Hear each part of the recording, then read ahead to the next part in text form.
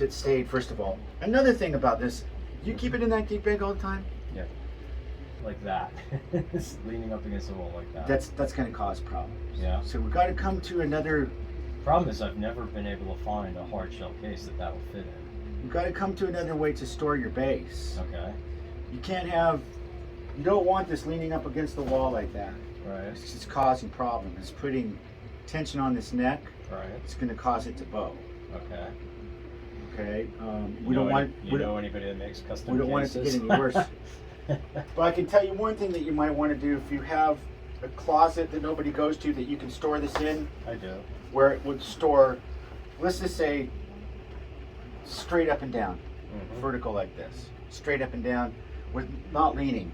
Right. I can figure out a way. Not leaning like this, but try to get it as straight up and down as you can. Yeah, and store it that way 99.9% of the time, if you can. I can put it between two other cases so it Okay. will be vertical. That's going to be best until someday you figure out, you know. Yeah, nobody makes a case that'll fit in that I ever found. For one thing, it's crazy long. It's much longer. It's really long than a normal bass. This feels like it has stayed exactly where I put it yesterday. Okay. So, just go ahead and have a seat. You can grab this and then take a spin on it. It's going to feel a lot different than it did before. No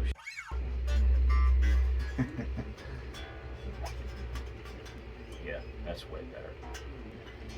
So what we have is, we have a dip here to about here. Now we have a hump. We have a hump in the neck, not in the frets, but in the neck, in the actual wood. We have a hump that goes this way. This dip goes that way. This hump goes this way, and this goes that way. Right. So it's down, and then it's up, and then it's back down again. That's why this was complicated to do. I think the outcome of what we did to it worked.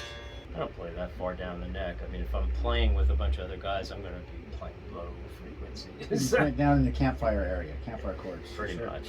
Well, we really were able to manipulate that action and get it in a playable zone. What kind of bass is that?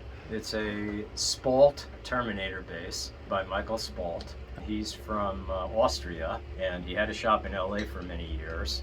And I worked with him on a number of different projects. It was my idea to have the sliding pickups, basically a prototype. It evolved into a standard model that he makes, but it's not exactly like this, and it doesn't have the sliding pickups. So this is a one-of-a-kind, basically. And actually they're all different because he does the wood differently on all of them, and whoever is ordering the bass from him has a choice of different types of wood and different finishes and so forth. So they're all slightly different from each other, but it's kind of an innovative thing because you don't normally have an aluminum body like this, and you can adjust this wing whatever your comfort level is. This works out really nicely as a thumb rest right here. That's super cool. Yeah. And the wiring is exposed, which that's part of the industrial aesthetic of it, which I like. Some might find that odd, but I like it.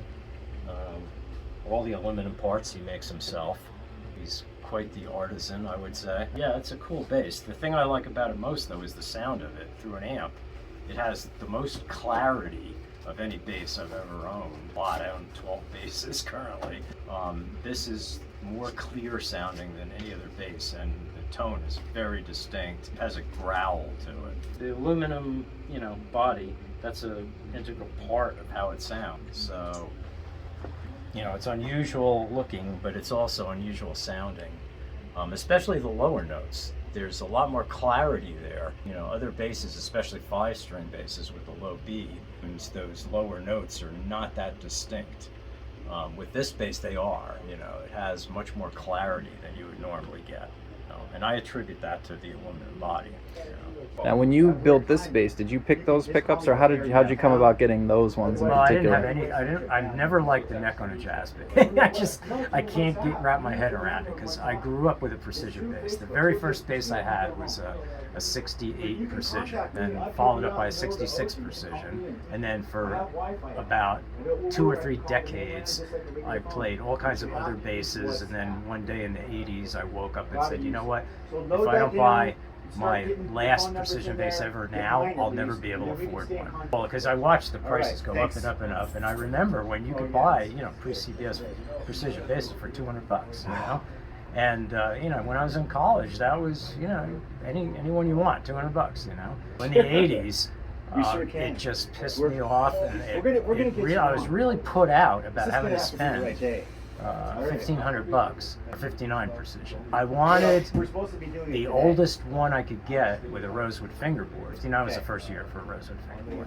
Found a 59. I had to pay $1,500, and it really, I was upset about it. I just, you know, it just rubbed me the wrong way. Oh my God, I gotta pay that much. Okay, thanks, This Joe. stupid freaking thing. But of course, in retrospect, you know. You still have it? Yeah. Oh, Yeah. fantastic. He just worked on it.